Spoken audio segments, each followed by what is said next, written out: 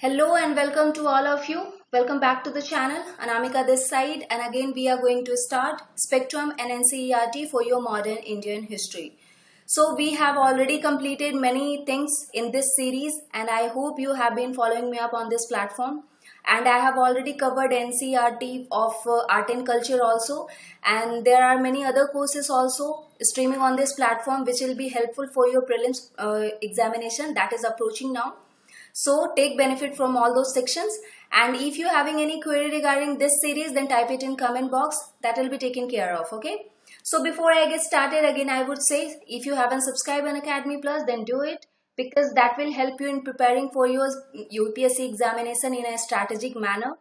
यहाँ पे bilingual courses Hindi English all batches are available. That will be having full syllabus coverage, prelims and mains test series with analysis, and dedicated doubts clearing session will be also given, and interview preparation will also be included in that. आप fees की details यहाँ पे देख सकते हो कि 12 months के लिए या फॉर 24 मंथ्स के लिए it's available. And if you having any query regarding this, then type it in comment box, then will help you out with that. Use the referral code RANK10 so that you will get extra benefit apart from 10% discount. So let's get started. What all we have studied? We have studied many important topics in this series, and we are discussing the topic rising resentment against the company rule. And today's subtopic, the important जहाँ पे हम concentrate करेंगे आज इस पूरी summary को, वो होगा आपके 1857 के revolt के ऊपर. सो हम बहुत ही डिटेल में डिस्कस करेंगे जो सिपोई म्यूटिनी हुआ था 1857 का, उसके वेरियस रीजंस को हम डिस्कस करेंगे. हम देखेंगे कि उसके होने के कॉजेस क्या क्या थे, सिग्निफिकेंसेस क्या क्या थे, आउटकम क्या था, और उसके बाद ये भी हम देखेंगे कि किस तरीके से बहुत सारे हिस्टोरियंस ने अपने डिफरेंट व्यूज रखे थे about this particular revolt. So first of all, अगर एक छोटी सी समरी में आपको सिपोई म्यूटिनी के बारे में देने के लिए कहूं, तो फिर ये जो 1857 का रिवॉल्ट है, जिसे कि हम सिपोई म्यूटिनी भी कहते हैं, 11 मई 1857 को ये हुआ था. इसके रीजंस की अगर आप बात करते हो तो बहुत सारे रीजंस थे, जिसमें इमीडिएट रीजन को हम डिस्कस करेंगे कि क्या था. फंडामेंटल रीजंस अगर आप कहते हो तो political, economic, administrative, socio cultural, military, outside event, they all where responsible for it. Political reason if you talk about, then there are effective control policy, subsidiary alliance और doctrine of lapse. इनकी तीन चीजें जो ऐसी थी जो इनके political reasons में आते थे. इकोनॉमिक रीजंस की अगर आप बात करते हो तो जो हाई टैक्स रिवेन्यू था, एक्सप्लोइट जो हो रहे थे पेजेंट्स हमारे, और जमींदार और वर्कर्स जिस तरीके से अफेक्ट हो रहे थे, that played an important economic reason for this sepoy mutiny. Socio cultural reasons की अगर आप बात करते हो तो जो contempt towards the Hindu Muslim हो रहा था, या फिर जो इंटरफेरेंस हो रहा था by the Britishers in the custom and practices of Indian people, that also led to this revolt. Military reasons अलग थे, जिसको कि हम बहुत डिटेल में डिस्कस करेंगे, because that was the immediate reason for this sepoy mutiny. Okay. Nature of the revolt की अगर आप बात करते हो तो इसके डिफरेंट परसेप्शंस हैं, जिसे हम डिस्कस करेंगे बहुत सारे हिस्टोरियंस के बारे में कि वो क्या कहते हैं इस रिवॉल्ट के बारे में. ब्रिटिश परसेप्शन अलग था, इंडियन परसेप्शन अलग था. फिर हम डिस्कस करेंगे कि causes of failure of the revolt क्या था, कहाँ पे ये लैक कर रहे थे, सपोर्ट में या रिसोर्सेस में, या टेरिटोरियल बेस जो लिमिटेड था इनका, या फिर जो आइडियोलॉजी में लॉस था, या फिर जो फ्यूडल कैरेक्टर था इस रिवॉल्ट का. ये सारी चीजें हम एक एक करके यहाँ पे डिस्कस करेंगे.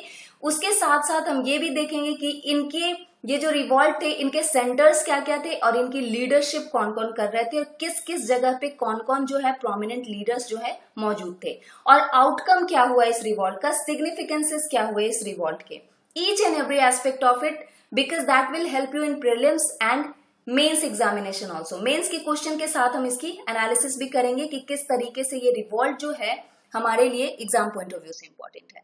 सो आप सोशियो कल्चरल और इकोनॉमिक सारे रीजंस मैंने बताए, that affected the civilian population. यहाँ पे हम इसको डिटेल में डिस्कस करेंगे, so do not worry about that.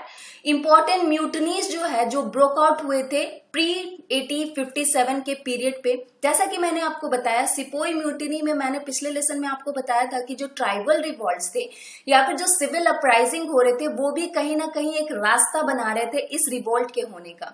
Because बहुत टाइम से जो ह्यूमिलिएशन हो रहा था हमारे different section of the society का, चाहे वो कोई आपका पेजेंट क्लास हो, चाहे वो जमींदार क्लास हो, चाहे वो आपके इंडस्ट्री के क्लासेस हो, तो इनका जब बहुत टाइम तक दमन हो रहा था तो उसके बाद ही ये एक साथ चल के राइज हुए थे।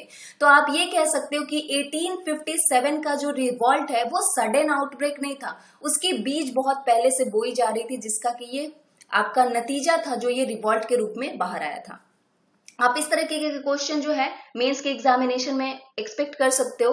The revolt of 1857 was a cumulative effect of character and policies of colonial rule in India. Examine this in 250 words and analyze the causes for the failure of revolt of 1857. They can also ask about the consequences. They can also ask about the outcomes and various other things. Okay, so let's get started. The main thing, the revolt of 1857. So first major cause was economic causes. So क्या थे economic causes, क्या क्या थे उसके पहले आप ये जानिए। मैंने पिछले लेसन में आपको बताया था कि 1757 का जो बैटल ऑफ पलासी था उसके बाद ब्रिटिशर्स को जो है एक बहुत ज्यादा पकड़ मिल गई थी इंडिया पे, जो ब्रिटिश इंडिया थी उस पे। तो इसके बाद उन्होंने बहुत सारे जो नॉर्दर्न इंडिया के पार्ट थे वहां पे अपने पावर को एस्टैब्लिश करने के लिए सोचा। एंड आफ्टर दिस 1857 रिवॉल्ट, जो कि जब मेजर रिवॉल्ट के रूप में, कैरेक्टर के रूप में उभर के आया, तो उसके बाद बहुत सारे चेंजेस जो है ब्रिटिश पॉलिसी में, उसकी गवर्नेंस में, जो कि रूलिंग ओवर इंडिया हो रही थी उसमें वो मजबूर हो गए थे चेंजेस लाने के लिए। जो क्यूमुलेटिव इफेक्ट था ब्रिटिश के एक्सपेंशनिस्ट पॉलिसी का, उनकी इकोनॉमिक एक्सप्लॉयटेशन का या फिर एडमिनिस्ट्रेटिव इनोवेशन का, जो कि वो बहुत टाइम से करते आ रहे थे, उसने different section of the Indian society को अलग अलग तरीके से हैम्पर किया था, उसको अलग अलग तरीके से जो है वो अफेक्ट किया था।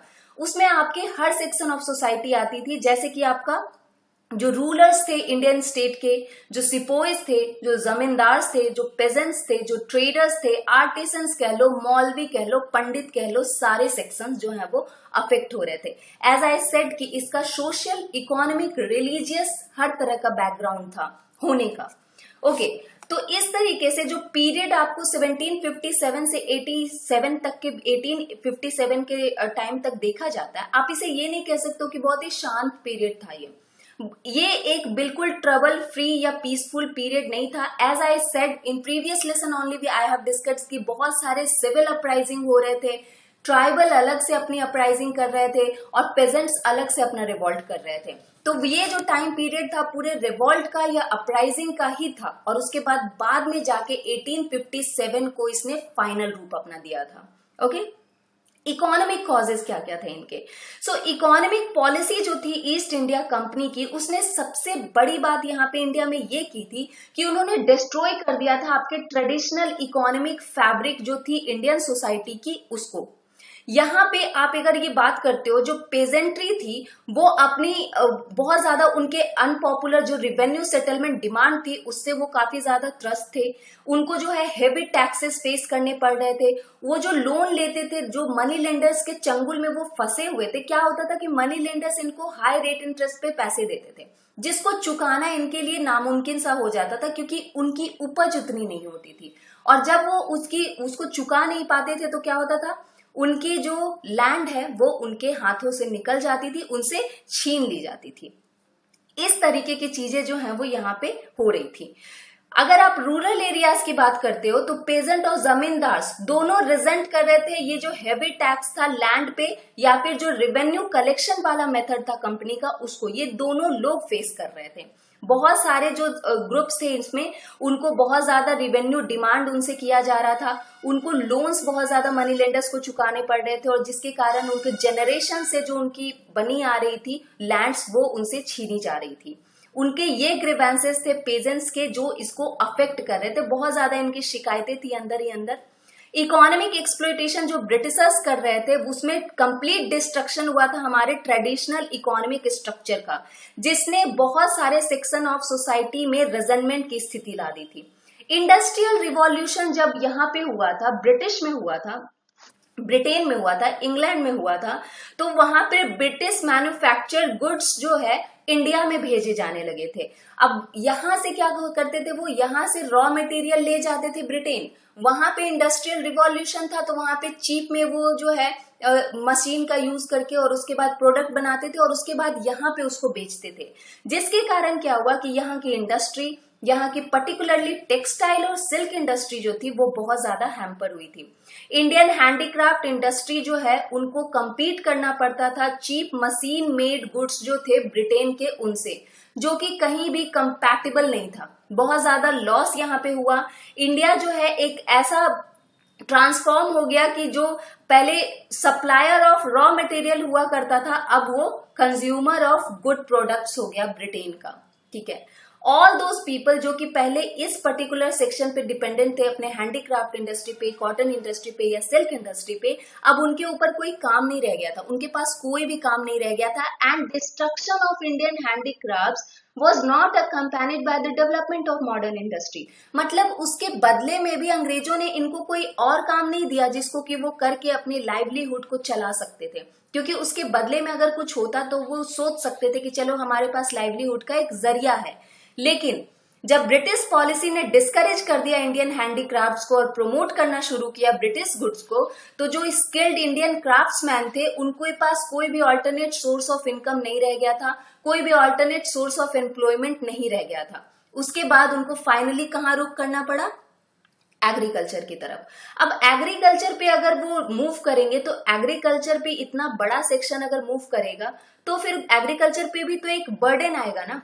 इंपोर्ट जो था ब्रिटिश गुड्स का इंडिया में जब होता था तो वहां पे वो अट्रैक्ट करते थे लो टैरिफ्स को, यहाँ पे लो टैरिफ्स रखा जाता ताकि कि उनको एनकरेजमेंट मिल सके इंडिया में आने के लिए। फ्री ट्रेड वो करते थे, वन वे टाइप ये होता था, और उसके बाद रिफ्यूज करते थे वो to impose productive duties against the machine made goods from Britain. और यहाँ पे इसके कारण क्या होता था कि इंडिया के मैन्युफैक्चरिंग इंडस्ट्री को एक बहुत बड़ा धक्का लगता था। तो यहाँ पे आप ये देख सकते हो कि बहुत सारी चीजें जो है यहाँ पे रिस्पॉन्सिबल हो रही थी इकोनॉमिक सेंस में अगर आप मेनली बात करते हो तो। And after that Zamindars, the traditional landed aristocracy lost the status for them in villages। अब यहाँ पे देखिए कहने का क्या मतलब है कि जो जमींदार्स थे वहां पे उनके लैंड राइट्स होते थे।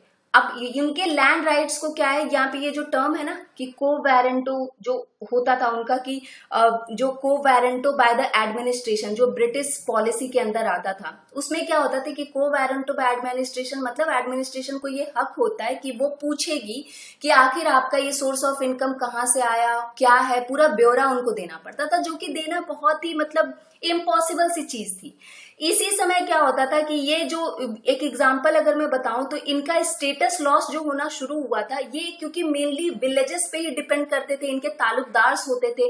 तो बहुत सारे जो तालुकदार थे, जैसे कि अवध में आप कह सकते हो कि एक स्ट्रॉन्ग सेंटर ऑफ रिवॉल्ट वो बना था, क्योंकि 21,000 जो तालुकदार थे उनके जो सोर्स ऑफ इनकम है वो पूरी तरीके से उनसे छीन ली गई थी। अब वहां पे अनेबल टू वर्क मतलब वो किसी के अंडर में काम कर नहीं सकते थे बिकॉज वो जमींदार थे, राइट। और उसके बाद वो भीख भी नहीं मांग सकते बिकॉज वो जमींदार थे। तो इस तरीके से उनकी स्थिति ऐसी हो गई थी कि वो ना तो इधर के रहे ना उधर के रहे, किसी के अंडर में वो काम कर नहीं सकते थे। काम उनके पास अपना ताल्लुक जो था, अपना जो जमीन था, अपने जो विलेजेस उनके अंदर आते थे वो उनसे छीन लिए गए थे और भीख वो मांग नहीं सकते थे। So they left with nothing, they were just helpless. And उसके बाद the ruin of Indian industry increase the pressure on agriculture, जो कि एक एग्रीकल्चर इंडस्ट्री पूरे सेक्शन ऑफ सोसाइटी को, पूरे पॉपुलेशन को तो फीड नहीं कर सकता था। That was also a major cause. Then political cause इनके क्या थे? सो ईस्ट इंडिया कंपनी के लिए एक बात हमेशा से फेमस रहती थी कि वो काफी ज्यादा अपनी बातों से मुकरते थे। कोई भी प्रोमिसेस किया वो, उसको कोई भी एग्रीमेंट किया उसको वो फुलफिल करेंगे या नहीं करेंगे इसकी कोई भी गारंटी वो नहीं देते थे। सो यहाँ पे उनका पॉलिटिकल प्रेस्टीज जो है उसको एक दाग आप कह सकते हो वो ऑलरेडी लगा चुके थे, बिकॉज वो कोई भी अपनी प्रोमिसेस को पूरा नहीं कर रहे थे। उसके बाद उन्होंने बहुत सारी policies lie, like effective control policy, subsidiary alliance policy and doctrine of lapse वाली पॉलिसी। और इससे क्या हुआ कि लोगों के मन में एक बात ये उठी, ऑलमोस्ट ऑल रूलिंग प्रिंसेस जो थे यहाँ के, उनके माइंड में ये चीज बैठ गई थी कि ये हमारा जो हक है वो छीनना चाहते हैं। आपको पता है सब्सिडरी अलायंस क्या था, डॉक्टराइन ऑफ लैप्स क्या था? अधिग्रहण की नीति ही तो थी वो, जिसके कारण वो बहुत सारे राज्य हड़प रहे थे, राइट, जिसके कारण कि इनका जो इमेज है, प्रेस्टीज है, वो काफी ज्यादा गलत नेगेटिव वे में हो चुका था। कोलैप्स हो चुका था रूलर्स का, जो कि मतलब जो एक आप कह सकते हो इंडियन सोसाइटी का जो बहुत सारा सेक्शन था, उनका कल्चरल और रिलीजियस परस्यूट जो सस्टेनेंस का था वो यही था, कल्चरल और रिलीजियस, मतलब उनके जीविका का जो साधन था वो यही था, जो कि उनके कोलैप्स होने से उनसे छिन गया था। उसके बाद आता है आपका एडमिनिस्ट्रेटिव कॉजेस। सो एडमिनिस्ट्रेटिव कॉजेज में देखिए, वो जो कंपनी के एडमिनिस्ट्रेटर्स थे वो काफी ज्यादा करप्ट थे, वो ब्राइबरी में इन्वॉल्व थे, वो अपना प्राइवेट ट्रेड में इन्वॉल्व थे, जिसके कारण वो बहुत ज्यादा हेवी डिमांड करते थे, बहुत ज्यादा उनकी अपनी रणनीतियों को लेके वो बहुत ज्यादा करप्ट हो चुके थे। स्पेशली अगर पुलिस के सेंस में देखो, या पिटी ऑफिसर्स जो थे, या लोअर लॉ कोर्ट्स जो थे, वो काफी ज्यादा करप्शन में इन्वॉल्व थे, जिसके कारण एक सेक्शन ऑफ सोसाइटी में बहुत ज्यादा डिसकंटेंट भी था। अब आता है आपका सोशियो रिलीजियस कॉजेज। तो सोशियो रिलीजियस कॉजेज में सबसे पहले तो रेशियल ओवरटोन, मतलब गोरे और काले वाली नीति जो थी, वो एक सुपीरियर कॉम्प्लेक्स कैरेक्टरिस्टिक जो ब्रिटिश जो ऑफिशियल्स थे वो प्ले करते थे कि वी आर सुपीरियर, और इंडियन नेटिव्स को जो है वो इंफीरियर फील कराते थे। इसके कारण जो है यहाँ पे जो एटीट्यूड उनका नेटिव इंडियन पॉपुलेशन की तरफ होता था वो काफी ज्यादा गलत होता था। एक्टिविटीज जो होती थी क्रिश्चियन मिशनरी की, जो कि ब्रिटिश फ्लैग को इंडिया में मतलब बहुत ज्यादा फहराते रहते थे, उससे के कारण जो है इंडियन पॉपुलेशन में एक सस्पिशन बना रहता था कि क्या ये मतलब हमारे देश को भी अपने धर्म में परिवर्तित करना चाहते हैं या क्या करना चाहते हैं ये। उसके बाद इसमें एड ऑन कैसे हुआ, जब ब्रिटिश, हालांकि ये एक अच्छा स्टेप था, लेकिन सेक्शन ऑफ सोसाइटी इसको मतलब एक्सेप्ट करने के लिए इतनी जल्दी तैयार नहीं हुई थी। जब उन्होंने सोशियो रिलीजियस रिफॉर्म लाने शुरू किए थे, जैसे कि सती प्रथा को अबॉलिश किया, विडो रीमैरिज को सपोर्ट किया उन्होंने, विमेन के एजुकेशन को सपोर्ट किया उन्होंने, लेकिन ये जो लार्ज पॉपुलेशन था हमारा, वो ये सोचना शुरू कर दिया कि ये हमारा एक आउटसाइडर के द्वारा हमारे सोशल और रिलीजियस डोमेन में एक इंटरफेरेंस है, जिसे बर्दाश्त करना उनके लिए काफी ज्यादा मुश्किल हो रहा था। उसके बाद ये कंपाउंड किसके द्वारा हुआ, जब गवर्नमेंट ने डिसीजन लिया टैक्स करने के लिए मॉस्क को और टेम्पल लैंड्स को, और इसीलिए उन्होंने लॉ बनाया रिलीजियस डिसेबिलिटी लॉ एक्ट 1856 का, और उसके बाद उन्होंने मॉडिफाई किया था हिंदू कस्टम को, जिसमें ये कहा गया था कि अगर कोई भी अपने रिलीजन को चेंज भी करता है तो भी उसके बेटे को उसकी संपत्ति लेने से कोई नहीं रोक सकता। सो this was the socio religious causes. एक लार्ज सेक्शन ऑफ पॉपुलेशन जो है वो एक रैपिड स्प्रेड जो हो रहा था वेस्टर्न सिविलाइजेशन का, उससे काफी ज्यादा अलार्मिंग स्थिति में आ चुका था। एक्ट काफी ज्यादा, Hindu law of inheritance law जो आया 1850 में, जिसमें हिंदू जो कन्वर्ट हुए क्रिश्चियनिटी में, उनको प्रॉपर्टी मिलने के लिए आजादी दी गई। उसके बाद मिशनरीज जो थे उनको भी अलाउ किया गया कि वो अपना कन्वर्सन कर सकते हैं क्रिश्चियनिटी का ऑल ओवर इंडिया, ये भी एक चीज थी। उसके बाद जो पीपल थे, उनको लोग जो थे उनको ये लग गया था कि भाई अब तो ये गवर्नमेंट जो है वो ये प्लान कर रही है कि सारे इंडियन को क्रिश्चियन में कन्वर्ट कर देगी। उसके बाद तो मैंने बताया फीमेल इन्फेंटिसाइड को अबॉलिश करना, सती प्रथा को अबॉलिश करना, लीगलाइज करना विडो रीमैरिज को, ये सारी चीजें उनको एक अपने सोशल बेस पे एक थ्रेट सा मालूम पड़ रहा था। ठीक है, फिर उसके बाद इंट्रोडक्शन भी हुआ रेलवे का और टेलीग्राफ का, उसको भी लोग शक की निगाहों से देख रहे थे कि आखिर ये गवर्नमेंट चाहती क्या है। एंड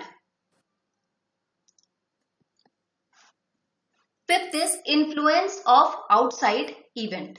सो इसका कहने का मतलब ये है कि जो जहां पे ब्रिटिशर्स की हार हो रही थी, वर्ल्ड लेवल पे भी बहुत सारे, इंडिया को छोड़ के भी बहुत सारी लड़ाइयां वो लड़ रहे थे। जैसे कि फर्स्ट अफगान वॉर जब हुआ था 1838-42 में, वहां पे उनको लॉस हुआ था। पंजाब वॉर में वो सिखों से हारे थे, क्रीमियन वॉर में वो हारे थे। तो एक साइकोलॉजिकल एक इफेक्ट जो है इंडियन माइंड पे पड़ा कि अगर वो वहां लॉस कर सकते हैं, वहां उनकी हार हो सकती है, तो यहाँ क्यों नहीं। तो इस चीज ने उनको एक साइकोलॉजिकली एक थोड़ा सा बल दिया कि भाई यहाँ पे भी इनको हटाया जा सकता है।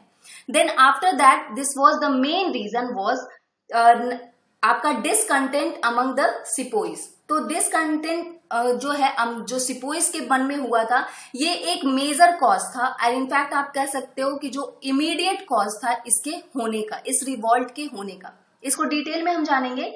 जो कंडीशन थी सर्विस की कंपनी के आर्मी की या फिर जो कंटोनमेंट्स की, वो इंक्रीजली अगर आप देखो टाइम टू टाइम तो कॉन्फ्लिक्ट उनमें ज्यादा हो रहा था, रिलीजियस बिलीफ को लेके या फिर सिपोइज के अपने पर्सनल बिलीफ को लेके। बहुत सारे जो है यहाँ पे सिपोइज को लेके काफी ज्यादा वो इक्वली अनहैप्पी थे, बहुत ज्यादा मतलब इनको अच्छा फील यहाँ पे नहीं हो रहा था।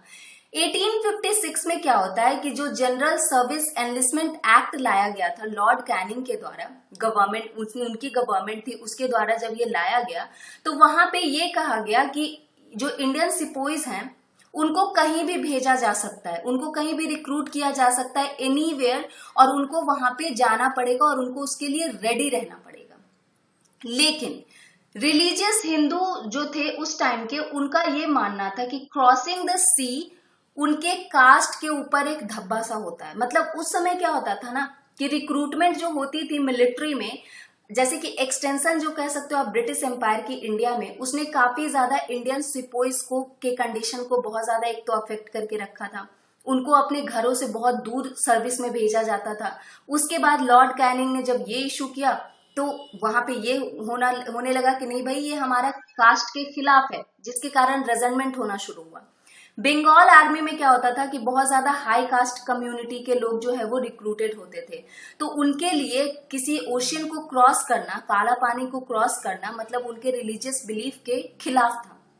सो उनको एक सस्पिशन होता था कि ये हमें इसलिए वहां पे भेजना चाहते हैं ताकि ये चाहते हैं कि हमारा धर्म जो है वो भ्रष्ट हो जाए, इंडियन मतलब हिंदू धर्म भ्रष्ट हो जाए और फिर हम क्रिश्चियन में तब्दील हो जाए। तो जब अवध का इन्होंने अधिग्रहण कर लिया तब जाके जो नवाब की आर्मी थी वो डिसबैंड जब कर दी गई, तो सोल्जर्स का जो है अपना एक लाइवलीहुड का जो जरिया ही था वो पूरी तरीके से लॉस हो चुका था। उसके बाद वो एक बिटर एनिमी के रूप में बन चुके थे इन अंग्रेजों के। And after that this Indian sepoy was equally unhappy with the emoluments compared to this British counterpart. Of course 87% के आसपास ब्रिटिश ट्रूप्स में जो है सिर्फ इंडियन सिपोइज ही मतलब रिक्रूटेड थे, लेकिन उनको इंफीरियर समझा जाता था ब्रिटिश सोल्जर्स के सामने। इंडियन सिपोइज को जो है यूरोपियन सिपोइज के मामले में रैंक भी कम दी जाती थी और पैसे भी कम दिए जाते थे, इमोल्यूमेंट्स भी कम दिए जाते थे, और उनके बाद उनको ये इजाजत नहीं थी कि वो हायर रैंक पे चढ़ेंगे या फिर सूबेदार के रैंक तक वो नहीं जा सकते थे। तो उनको रैंकिंग में भी बहुत ज्यादा इंफीरियर किया जाता था, जिसके कारण एक बहुत ज्यादा डिस्कम्फर्ट उनके माइंड में रहता था। A more immediate cause of sepoys dissatisfaction was the order that they would not be given foreign service allowance, मतलब भत्ता देने से उनको जो है वो इनकार कर दिया गया था। ये भी एक रीजन था। इमीडिएट कॉज की अगर आप बात करते हो तो revolt of 1857 eventually broke out over the incident of greased cartilages. इसको हम डिस्कस करेंगे कि आखिर ये था क्या। तो एक स्पार्क आप कह सकते हो, beginning and spread of the revolt. एक स्पार्क जो है वो कैसे हुआ, जब इंट्रोडक्शन हुआ इनफील्ड राइफल का, और उसके बाद उन्होंने एनहांस किया इस सिपोइज के ग्रोइंग डिसअफेक्शन को इस ब्रिटिश गवर्नमेंट के खिलाफ। रिवोल्ट ऑफ 1857 के लिए ये इंसिडेंट ऑफ ग्रीस्ड कार्टेजेस बहुत ज्यादा हद तक रिस्पॉन्सिबल था। क्या हुआ था कि एक रूमर यहाँ पे फैलाया गया कि जो कार्टेजेस थे जो कि न्यू एनफील्ड राइफल्स में भरे जाते थे वो ग्रीस्ड होते थे, उनपे परत बैठाई होती थी किसकी, fat of cows and pigs की। सो बिफोर उसको वो जो गोली होती थी कार्टेजेस को वो उस राइफल में डालते, उसके पहले क्या करना पड़ता था, उस कार्टेजेस को उनके अपने दांतों से हटाना पड़ता था, उसके पेपर को उनको बाइट ऑफ करना पड़ता था उस पेपर को, जिसके लिए ये कहा जाता था कि उस पेपर का तो वो जो है ग्रीस्ड होते थे फैट ऑफ काउ और पिग से। तो बोथ द हिंदू और मुस्लिम दोनों ने इसे करने से मना कर दिया, क्योंकि एक तो गाय तो मतलब काउ तो हिंदू के लिए एक बहुत ज्यादा मैथोलॉजिकली इंपॉर्टेंट है और मुस्लिम्स के लिए पिग्स बहुत इंपॉर्टेंट थे। तो दोनों के यहाँ पे रिलीजियस सेंटिमेंट्स जो है वो हर्ट हो रहे थे। तो यहाँ पे उन्होंने उसको करने से जो है वो मना कर दिया कि हम ये नहीं करेंगे। और यहाँ पे ये स्टार्ट हो जाता है आपका रिवॉल्ट। सो रिवॉल्ट जब ये स्टार्ट होता है तो ये स्टार्ट होता है आपके मेरठ से। मेरठ से कैसे स्टार्ट होता है, क्योंकि यहाँ पे एक स्टेप फॉरवर्ड लिया जाता है। जैसे कि आपका जो मेरठ म्यूटिनी थी May 9, 1857 को, उसको कहा जाता है it was the beginning of the revolt. ये एक इमीडिएट कॉज के रूप में जाना जाता है जब ये आपका ग्रीस्ड कार्टेजेस वाला इंसिडेंट हुआ था। यहाँ पे रिवॉल्ट मेरठ से स्टार्ट हुआ जो कि 58 किलोमीटर था दिल्ली से, और मई 10 को 1857 मई 10 को वहां पे उन्होंने बहुत ज्यादा एक फोर्स गैदर कर ली थी और उसके बाद बहुत सारे रीजन्स में ये फैल चुके थे। So before the Meerut incident also यहाँ पे बहुत ज्यादा रीजन्स में जो है स्पार्क ऑलरेडी पहुंच चुका था। एक स्टेप फॉरवर्ड यहाँ पे मंगल पांडे ने लिया। एक यंग सिपोही थे जो कि 34th नेटिव इन्फेंट्री से बिलोंग करते थे। वो एक स्टेप आगे बढ़ के और उन्होंने क्या किया, फायर मतलब धावा बोल दिया था, जो कि एक सर्जियन मेजर थे बैरकपुर यूनिट के, उनकी हत्या उन्होंने कर दी। उसके बाद जो है उनको एग्जीक्यूट भी किया गया और उसके बाद डिसबैंड भी किया गया उनको वहां से। तो इस तरीके की चीजें जो है वो होनी शुरू हो गई थी। मंगल पांडे का नाम यहाँ पे आता है। उसके बाद मई 10 को यहाँ पे क्या होता है कि मई 10 के बाद यहाँ पे सोल्जर्स जो है बहुत ज्यादा एक्सप्लोड हो जाते हैं मेरठ में, और अप्रैल 24 बहुत सारे जो 90 के आसपास जो थर्ड नेटिव कैवलरी के जो सोल्जर्स थे वो रिफ्यूज कर देते हैं कि हम ग्रीज कार्टेजेस को एक्सेप्ट नहीं करेंगे। तो बहुत सारे लोगों को डिसमिस कर देती है गवर्नमेंट और उसके बाद उनको बहुत ज्यादा इम्प्रिजनमेंट देती है। कुछ लोगों को तो मतलब मारा भी जाता है। इसके कारण क्या होता है, एक सिपोइज में एक जो जनरल म्यूटिनी थी वो उनके जो सोल्जर्स हैं वहां पे स्पार्क कर जाता है, जो कि स्टेशन था कहाँ पे, मेरठ में। सेंटर आप समझिए मेरठ में ये सब हो रहा है। और नेक्स्ट डे क्या होता है, 10 मई को क्या होता है कि वो बहुत बहुत ज्यादा अग्रेसिव हो जाते हैं। अपने लीडर, अपने जो जो सोल्जर्स उनके इम्प्रिजन थे उनको निकालना शुरू करते हैं, अपने कॉमरेड्स को निकालना शुरू करते हैं, बहुत सारे ऑफिसर्स को वो मार देते हैं और उसके बाद अपने बैनर ऑफ रिवोल्ट को भी वो झंडा फहराते हैं और उसके बाद वो क्या है, दिल्ली की तरफ मूव करते हैं। ये चीज है, ये बिगिनिंग है आपका मेरठ से जो स्टार्ट हुआ था, ये ध्यान में रखिएगा। Choice of Bahadur Shah as a leader. अब यहाँ पे दिल्ली की तरफ रुख करते हुए मई 18 को ये क्या करते हैं कि बहादुर शाह जो थे, बहादुर शाह जफर, उनको एज अ सिंबल ये एक्सेप्ट करते हैं। उसके बाद उनको एज अ सिंबल एक्सेप्ट करने के बाद यहाँ पे दिल्ली जो है एक सेंटर बन जाता है इस ग्रेट रिवॉल्ट का।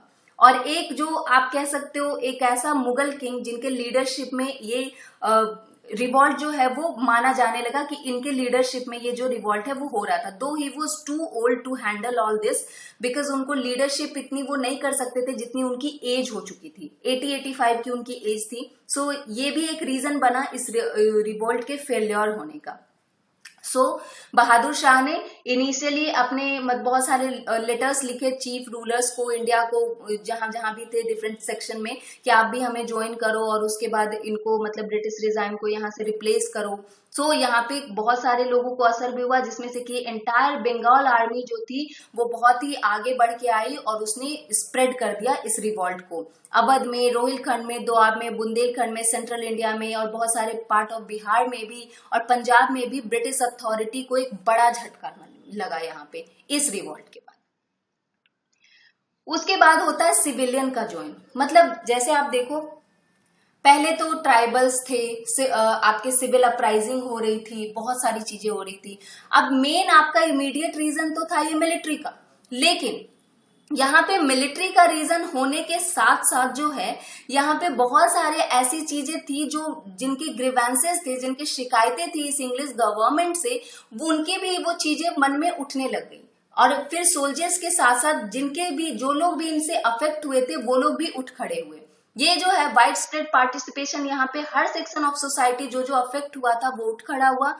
चाहे वो पेजेंट्री हो, आपका आर्टिसंस हो, शॉपकीपर्स हो, या फिर डे लेबरर्स हो, या फिर जमींदार, रिलीजियस मेडिकेंस या प्राइस्ट या मतलब मौलवीज, पंडित, सब जो जो लोग थे सारे लोग यहाँ पे एक साथ उठ खड़े हुए। और उसके बाद ये जो रिवॉल्ट था ये रीजनल बेसिस पे ही, नेशनल बेसिस इसका हम नहीं कह सकते, इसका कैरेक्टर हम नेशनल नहीं कह सकते, लेकिन ये पॉपुलर रिवॉल्ट के रूप में जो है वो आगे आया। उसके बाद है आपका storm centre and leaders of the revolt. तो दिल्ली में तो आपको पता है कि उसका सिंबल उनको बना लिया गया था, सेंटर बन चुका था, वो बहादुर शाह जफर थे, उनकी लीडरशिप में हो रहा था। लेकिन उन बहुत ओल्ड एज तो वो थे, इसीलिए इनका कमांड जो है वो कौन हेड कर रहे थे, जनरल वक्त खां। ये ध्यान में रखिएगा। इसको आपको मैच ऑफ द फॉलोइंग या ऐसे भी पूछ लिया जाता है कि यहाँ पे लीडरशिप कौन कर रहे थे, यहाँ पे कौन से लीडर थे, लाइक दैट। कानपुर में इट वॉज नाना साहेब, जो कि अडॉप्टेड सन थे, लास्ट पेशवा जो बाजीराव सेकंड थे उनके। उन्होंने अपनी मतलब he was refuse the family title, और उसके बाद उनको बैनिश भी कर दिया गया था पुणे से। सो ये सारी चीजें उनके साथ हो चुकी थी। बेगम हजरत महल जो थी वो लखनऊ से लीडरशिप कर रही थी। तो कानपुर के जो नाना साहब थे वो अडॉप्टेड सन थे, उन्होंने फिर बाद में चल के जो है कानपुर को कैप्चर कर लिया था और वहां को अपना पेशवा जो है डिक्लेयर कर दिया था। लेकिन इनकी ये विक्ट्री बहुत ही शॉर्ट लिव थी। कानपुर फिर से रिकैप्चर कर लिया गया था और उसके बाद रिवॉल्ट को सप्रेस कर दिया गया था, और जितने भी रिबेलियंस थे या तो उनको मार गिराया गया या उनको फांसी दे दी गई, या इस तरीके से हुआ। और नाना साहब जो है वो एस्केप कर गए थे वहां से, किसी तरह भाग गए थे। और उसके बाद उनके बिहाफ पे तात्या टोपे ने उसको कंटिन्यू किया था, उस स्ट्रगल को। फाइनली उनको भी डिफीट कर दिया गया, उनको भी अरेस्ट करके जो है वो हैंग कर दिया गया था। ओके, उसके बाद लखनऊ में जो है कैपिटल जो अवध का था, वो मैंने बताया बेगम हजरत महल कर रही थी। वो बेगम थी जो एक्स किंग थे अवध के, उनकी, और उन्होंने इसकी रिवॉल्ट की लीडरशिप करी थी। फाइनली लखनऊ को भी ब्रिटिश फोर्सेस ने कैप्चर कर लिया था, और उसके बाद ये जो क्वीन है वो कहाँ, नेपाल की तरफ ये चली गई थी, नेपाल की तरफ अपनी जान बचाने के लिए ये गई थी। उसके बाद है आपका बरेली में खान बहादुर जो थे, उन्होंने इसकी लीडरशिप की थी। बिहार में कुंवर सिंह का नाम आता है, बहुत ही, ये भी ओल्ड एज थे, 70 के आसपास इनकी एज थी, लेकिन इन्होंने बहुत ही बढ़िया टक्कर दिया था ब्रिटिश आर्मी को। फिर मौलवी अहमदुल्ला जो थे फैजाबाद के, और मोस्ट आउटस्टैंडिंग लीडर जो थी वो हमारी रानी लक्ष्मीबाई थी। इनके बारे में आपको कहानियां, मूवीज सब देखने को मिलेंगी। I don't have to give any introduction about this 22 year old women. इन्होंने बहुत ही अपने ताकत से, बहुत ही शिद्दत से और बहुत ही हिम्मत से इन्होंने ब्रिटिशर्स के को एक बहुत ही बुरी टक्कर दी थी। उनके जो अडॉप्टेड सन थे उनको क्लेम मतलब बैठाना था राजगद्दी पे, लेकिन डॉक्टराइन ऑफ लैप्स के कारण जब उनकी झांसी उनसे छीन ली गई थी, इन्होंने एक मोर्चा, बिल्कुल ओपन मोर्चा कर दिया था, मैं अपनी झांसी नहीं दूंगी। और उसके बाद ये रिवॉल्ट में, इसी लड़ाई के दौरान ही जो है इनकी मृत्यु भी हो गई थी। और इस तरीके से इनका नाम जो है बहुत ज्यादा आता है झांसी में। और कॉमन मासेस में भी एक शाहमाल का नाम आता है। लोकल लेवल पे भी बहुत लोग इस राइजिंग में अपना अपना इन्होंने बलिदान दिया था, जो कि एक बड़ौद जो है विलेज है वहां के से डिसाइड करते थे। उन्होंने बहुत सारे हेडमैन को, पेजेंट्स को इकट्ठा करके ये उनसे विनती की थी कि आप जो है ब्रिटिश के खिलाफ जो है आप अब उठ खड़े होइए, और इस तरीके से उनको काफी ज्यादा उत्साहित किया था। So after that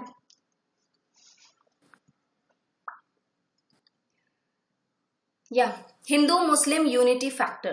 So Hindu Muslim why the revolt failed. उसके बाद सप्रेशन ऑफ द रिवॉल्ट। कैसे कैसे इस रिवॉल्ट को सप्रेस किया गया। ब्रिटिशर्स ने पहले तो दिल्ली को कैप्चर किया, जो कि एक इनका नर्व सेंटर था, वहां पे इनको कैप्चर करके और फिर रिवॉल्ट को जो है इसको बहुत ही ज्यादा प्रोलॉन्ग बिटर फाइटिंग के बाद इसको रोका गया।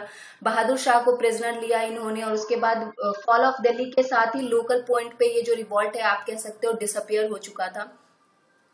कॉलिन कैंपबेल ने ऑक्यूपाई कर लिया कानपुर को। नाना साहेब डिफीटेड हुए कानपुर में, और उसके बाद वो नेपाल की तरफ चले गए। तात्या तोपे को भी बाद में डेथ दे दिया गया था। रानी ऑफ झांसी भी बैटलफील्ड में मारी गई थी। फिर 1859 में कुंवर सिंह, वक्त खान और ये खान बहादुर खान, ये सारे जो लोग थे वो या तो भाग खड़े हुए थे या फिर उनको मार गिराया गया था। तो इस तरीके से जो है सप्रेस कर दिया गया था इस रिवॉल्ट को बाद में चल के। अब आती है बारी की क्या था रीजन इस बाय द रिवॉल्ट फेल्ड। तो यहाँ पे एक चीज आपको जाननी जरूरी है कि अगर इस रिवॉल्ट के बारे में आप बात करते हो कि कैसे ये रिवॉल्ट फेल्ड हुआ, उसके पहले आपको जानना ये जरूरी है कि इसके क्या क्या बेस थे जिस बेस पे ये फेल हुआ था। सबसे पहली बात कि ऑल इंडिया पार्टिसिपेशन यहाँ पे था नहीं।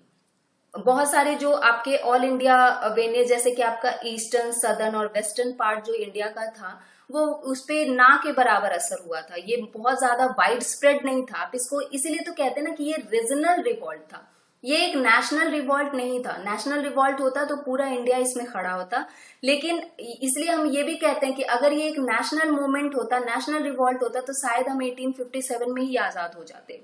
और जो आपका सिंध, राजपूताना, कश्मीर या मोस्ट पार्ट जो पंजाब का है वो बिल्कुल अनअफेक्टेड था।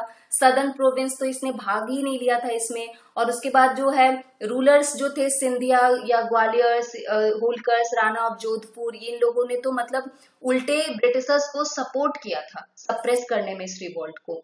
एक तो जो मिडिल क्लास सोसाइटी थी, जो जिन्होंने पार्टिसिपेट तक नहीं किया था इसमें, उन्होंने जो रिच मर्चेंट्स थे, ट्रेडर्स थे, जमींदार थे, जिनको अंग्रेजों से फायदा था, उन्होंने ब्रिटिशर्स की हेल्प करी टू सप्रेस द रिवॉल्ट। उसके बाद नो इफेक्टिव लीडरशिप, इनके पास कोई एक अच्छी लीडरशिप भी नहीं थी। नाना साहेब हो, टाटिया तोपे हो या लक्ष्मीबाई हो, वो बहुत ब्रेव लीडर्स थे नो डाउट, बट उनकी इफेक्टिव लीडरशिप जो है वो नहीं दिख पाई इस मूवमेंट में। फिर poor arms and equipment, of course इनके पास जो है काफी ज्यादा अंग्रेजों के पास उनके पास सप्लाई ऑफ मैन था, सप्लाई ऑफ मनी था, आर्म्स था, सब कुछ था। लेकिन इंडियन जो रिबेलियंस थे, they were lacking in resources in terms of man also and in terms of money also, दोनों नहीं था उनके पास। अनकोऑर्डिनेटेड एंड पुअरली ऑर्गेनाइज था ये, बिल्कुल भी कोऑर्डिनेशन नहीं था, सेंट्रल लीडरशिप नहीं थी, कहीं कोई एक लीडरशिप इसकी नहीं कर रहा था। बिहार में कोई और, लखनऊ में कोई और, कानपुर में कोई और, इस तरीके से रीजनल बेसिस पे हो रहा था। No unified ideology, of course it was not having a unified ideology कि हमें इंडिपेंडेंस चाहिए, ऐसा तो कुछ था नहीं। तो इसीलिए आइडियोलॉजी के लैक के कारण भी आप कह सकते हो, जो यूनिटी जो लैकिंग थी अमंग इंडियंस, ये कहा जाता है कि इंडियन हिस्ट्री में इसका एक बेस्ट एग्जाम्पल यही था कि ये रिवॉल्ट जो है वो फेल हुआ था। उसके बाद so you have to see this कि यहाँ पे आपके जो हिंदू मुस्लिम यूनिटी फैक्टर था उसके बारे में। आपको पता है कि ड्यूरिंग द एंटायर रिवॉल्ट आपको पूरा कोऑपरेशन देखने को मिलेगा हिंदू और मुस्लिम के बीच में। और जैसा कि आपको मैंने बताया कि हर लेवल पे इनका कोऑर्डिनेशन हो रहा था, इनका सब कोऑपरेशन हो रहा था, चाहे वो लोग हो, चाहे वो सोल्जर्स हो, चाहे वो लीडर्स हो। तो इन्होंने एक तो मुस्लिम, एक बहादुर शाह जफर को as a Muslim, as a emperor उन्होंने पहले ही एक एक्सेप्ट कर लिया था। उसके बाद जो हिंदू सुपोइज थे, जो मेरठ से मार्च कर रहे थे दिल्ली की तरफ, उनको भी मुस्लिमों ने एक्सेप्ट किया था। तो हिंदू मुस्लिम यूनिटी यहाँ पे आपको देखने को मिलेगी। एक बहुत ही ज्यादा, अगर आप कह सकते हो, एक सेंटिमेंट का जो बीज होता है यूनिटी का, हिंदू मुस्लिम यूनिटी का, वो इस रिवॉल्ट में बहुत अच्छे से देखने को मिला था। तो इस तरीके से इसके बहुत सारे कॉन्सिक्वेंसेस भी बाद में आगे चल के आए भी थे। So this was a good thing, this was a good thing to learn for the people of India, for the Hindu Muslim unity factor. This was a very good example for Indian modern history. And after that, nature of the revolt. So different historians का different मानना है। So it was a mere sepoy mutiny to some British historians. कुछ लोग कहते हैं a wholly अनपैट्रियोटिक and selfish sepoy mutiny with a native leadership and no people support, popular support, ऐसा sir John Seeley का कहना है। उसके बाद जो अदर हिस्टोरियंस हैं उनका भी अलग व्यू है अपना, जैसे कि आर के दत्ता का कहना है कि ये कभी भी एक ऑल इंडिया कैरेक्टर नहीं था, लोकलाइज था, रेस्ट्रिक्टेड था और पोअरली ऑर्गेनाइज था। वीर सावरकर का कहना है कि ये फर्स्ट वॉर ऑफ इंडिपेंडेंस था। तो अब आपको मुझे कमेंट बॉक्स में आंसर करना है कि पहले 1857 के रिवॉल्ट को फर्स्ट वॉर ऑफ इंडिपेंडेंस कहा जाता था, लेकिन बाद में जाके इसे चेंज किया गया, 2017 में इसका चेंज हुआ है। So which has been known as a first war of independence now? Comment box में आंसर कीजिए। अपने पिछले 2 लेसन पहले ही मैंने इसे डिस्क्राइब किया है। At least read for your self. If you don't want to answer that okay with me, I am asking because अगर आप लेसन देख रहे हो तो हमें भी थोड़ा अच्छा लगता है if you answer it. But if you don't want to type and if you face difficulty in typing, then it's okay, at least read it for your self, because आपके करंट अफेयर से ये लिंक्ड है और मैंने 2 lesson पहले उसके बारे में बहुत सारी चीजें बताई भी हैं। ओके या एसएन सेन का कहना है कि ये जो है रिवॉल्ट, ये शुरू तो हुआ था एक फाइट फॉर रिलीजन, लेकिन ये एंड अप हुआ था वॉर ऑफ इंडिपेंडेंस पे। आरसी मजूमदार कहते हैं कि ये ना तो पहला, ना तो नेशनल, ना ही एक वॉर ऑफ इंडिपेंडेंस था, बिकॉज बहुत सारी जो कंट्री का पार्ट था वो इससे अछूत रहा था, अनअफेक्टेड रहा था, और बहुत सारे पार्ट जो है, सेक्शन ऑफ द सोसाइटी जो है, इसमें शामिल हुई ही नहीं थी। तो ये नेशनल वॉर ऑफ इंडिपेंडेंस या ऐसा कुछ भी नहीं था। तो इसके मतलब बहुत सारे जो लोग हैं वो बहुत सारी बातें कहते हैं इसके बारे में, लेकिन आप ये जरूर कह सकते हो कि इसने एक नेशनलिज्म का और एंटी इंपेरियलिज्म का जो एक बीज होता है, जो एक सीड होता है, जो एक कंसेप्ट ऑफ कॉमन नेशनैलिटी होती है या नेशनहुड होता है, इस रिवोल्ट ने उसको जरूर जन्म दे दिया था, किसी भी तरह से सही, लेकिन किया जरूर था। So now if you discuss about कि कॉन्सिक्वेंसेस इसके क्या क्या थे, तो यही है कि जवाहरलाल नेहरू भी इसे ये कहते हैं कि revolt of 1857 was essentially a feudal uprising. दो यहाँ पे कुछ नेशनलिस्ट एलिमेंट्स की कमी थी, अपने बुक डिस्कवरी ऑफ इंडिया में इन्होंने ये कहा है, और एम एन रॉय ऐसा कहते हैं कि it was a last ditch stand for feudalism against commercial capitalism. तो यहाँ पे एम एन रॉय जो है इसको स्टैंड बताते हैं फ्यूडलिज्म का अगेंस्ट द कमर्शियल कैपिटलिज्म। सो इस तरीके से डिफरेंट डिफरेंट जो हिस्टोरियंस हैं उनके डिफरेंट डिफरेंट व्यूज हैं। सो आपको ये भी ध्यान में रखना है कि जो कॉन्सिक्वेंसेस थे इस रिवॉल्ट के, वो उसको कहा जाता है it marked a turning point in history of India. Of course this was a major revolt in history of modern India. It led to far-reaching changes in the system of administration and policies of British government. Definitely यहाँ पे जो British government है वो बहुत सारे changes लाने को राजी हो गई थी, जिसमें गवर्नमेंट ऑफ इंडिया एक्ट 1858 का लाया जाना बहुत इंपॉर्टेंट था। सो उसमें उन्होंने बहुत सारी डिक्लेरेशन भी करी थी, और the act also declared the queen Victoria as the sovereign of British India. और उसके बाद उन्होंने एक अपॉइंटमेंट करी थी secretary of state of for India की, जो कि कौन होता था, ब्रिटिश कैबिनेट का एक मेंबर होता था। डायरेक्ट रेस्पॉन्सिबिलिटी जो एडमिनिस्ट्रेशन की है कंट्री में, वो किसको अज्यूम की गई, ब्रिटिश क्राउन को, और कंपनी रूल को यहाँ पे जो है वो एंड अप कर दिया गया, अबॉलिश कर दिया गया। जो अजम्पशन था गवर्नमेंट ऑफ इंडिया का, जो एक सोवरेन ग्रेट ब्रिटेन जो अनाउंस किया जाता था लॉर्ड कैनिंग का, उन्होंने इलाहाबाद के दरबार में क्वीन प्रोक्लेमेशन हुआ था नवंबर 1 1858 को, और वहां पे उन्होंने बहुत सारी चीजें जो है उन्होंने डिक्लेयर करी थी। जैसे कि क्वीन प्रोक्लेमेशन में ये भी था कि it was by this proclamation that governor general को अब वाइसरॉय के नाम से जाना जाने लगा था। तो ये ध्यान में रखिएगा कि क्वीन प्रोक्लेमेशन किसके दरबार में हुआ था, इलाहाबाद दरबार में हुआ था। और उसके बाद यहाँ पे इसी के बाद ही गवर्नर जनरल वाइसरॉय कहलाने लगे थे, और उसके बाद एनेक्सेशन और एक्सपेंशन जो है उसको एंड अप कर दिया गया, और ब्रिटिशर्स ने प्रॉमिस किया कि वो रेस्पेक्ट करेंगे डिग्निटी की, रेस्पेक्ट करेंगे नेटिव प्रिंसेस के राइट्स की। लोगों से क्वीन के द्वारा ये प्रॉमिस दिया गया कि आपके रिलीजन में कोई भी दखल अंदाजी नहीं होगी, आपको फ्रीडम ऑफ रिलीजन मिलेगा। प्रोक्लेमेशन में ऑल्सो प्रॉमिस किया गया कि उनको इक्वल एंड इम्पार्शियल प्रोटेक्शन मिलेगा लॉ के अंदर, और उनके बाद जो इक्वल अपॉर्चुनिटी होती है गवर्नमेंट सर्विसेज में वो भी उनको मिलेगा, जैसे कि हायर रैंक पे पहले उनको नहीं रखा जाता था। और इसी के द्वारा जो है सिविल सर्विसेज एग्जामिनेशन के लिए भी द्वार जो है वो खोले जाने लगे थे। It was also promised that old Indian rights, customs and practices would not be given, मतलब उनको जो है रेस्पेक्ट दिया जाएगा while framing any और administering any law, उसको ध्यान में रखते हुए ही कोई लॉ या एडमिनिस्ट्रेशन जो है वो करी जाएगी। तो इस तरीके से इन्होंने बहुत सारे प्रोमिसेस किए थे। एंड वन मोर थिंग कि इसके बाद जो अलग चीजें होनी शुरू हुई थी वो तो कुछ पॉजिटिव सेंस में था कि इसके बाद ही सिविल सर्विसेज एक्ट 1861 भी पास किया गया था, जिसके बाद उनको एक इररेस्पेक्टिव ऑफ रेस और क्रीड उनको ये कहा गया था कि आप सिविल सर्विसेज एग्जामिनेशन में बैठ सकते हो, और हायर सर्विसेज में भी उनको अपॉइंटमेंट जो है वो मिल सकती है। एंड आफ्टर दैट इन्होंने, अब इनको ये पता चल गया था कि इंडियन सोल्जर्स पे इनको विश्वास रह नहीं गया था, इसलिए वो यूरोपियंस को बहुत ज्यादा अपने सिपोइज में लेने लग गए थे, और उसके बाद इन्होंने नंबर ऑफ इंडियन सोल्जर्स जो है वो ड्रास्टिकली इन्होंने रिड्यूस करना शुरू कर दिया था। डिवाइड एंड रूल वाली पॉलिसी इन्होंने अपनानी शुरू कर दी थी, और बाद में चल के उन्होंने क्रिएट भी किया था एक बेस ऑफ कास्ट, कम्युनिटी और रिलीजन के नाम पे लोगों को ये भड़काने की कोशिश भी करते थे और उसके बाद इनको डिवाइड करने की भी कोशिश करते थे। बहुत ही पॉपुलर है ये फूट डालो और राज करो वाली नीति इनकी। Effort was made to keep the army away from civilian population and Army Amalgamation Scheme 1861 पास किया गया, जिसमें से कि कंपनी के यूरोपियन ट्रूप्स को जो है वो सर्विस दिया गया क्राउन के लिए।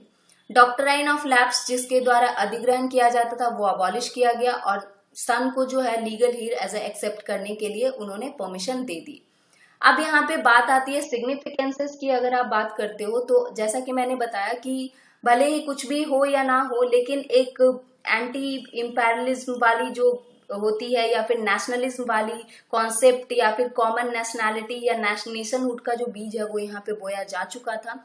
And this also pave the way for future struggle for freedom in India. So significances में आप ये कह सकते हो this was a major revolt which pave the way for the future struggle for freedom in India, जहां से आगे चल के जब हमने फ्रीडम स्ट्रगल्स जारी किया था तो 1857 के रिवॉल्ट से हमने बहुत सारी चीजें जो है, बहुत सारे पॉजिटिव एस्पेक्ट जो है वहां से हमने लिए थे। So this was it for today. We have discussed each and every topic regarding our this revolt of 1857 and this is very important for your prelims as well as your mains examination. Different type के question यहाँ पे आपको frame किए जा सकते हैं। Now you got to know what were the reason for the failure, consequences क्या थे इसके, हिंदू मुस्लिम यूनिटी फैक्टर क्या था, एंड उसके बाद सप्रेशन कैसे हुआ, कौन कौन से लीडर्स कहाँ कहाँ शामिल थे, सिविलियंस ने कैसे ज्वाइन किया, बहादुर शाह का सिंबॉलिक हेड बनाना, बिगिनिंग कैसे हुई रिवॉल्ट की, इमीडिएट कॉज क्या था, इमीडिएट फैक्टर्स क्या थे, रीजंस क्या क्या क्या थे, सोशियो इकोनॉमिक या रिलीजियस या फिर जितने भी टाइप के रीजंस थे रिवॉल्ट के होने के, ये सारे we have discuss. So this was it for today and next lesson में हम सोशियो रिलीजियस रिफॉर्म के बारे में बात करेंगे, डिफरेंट डिफरेंट पर्सनालिटीज के बारे में बात करेंगे। And I hope you like this lesson and if you like it तो एक लाइक बटन आप दे दिया करो ताकि हमें भी लगे कि you are liking the lesson, so that हमारी मेहनत भी काम आती है। And if you having any further query type it in comment box, that will be taken care of.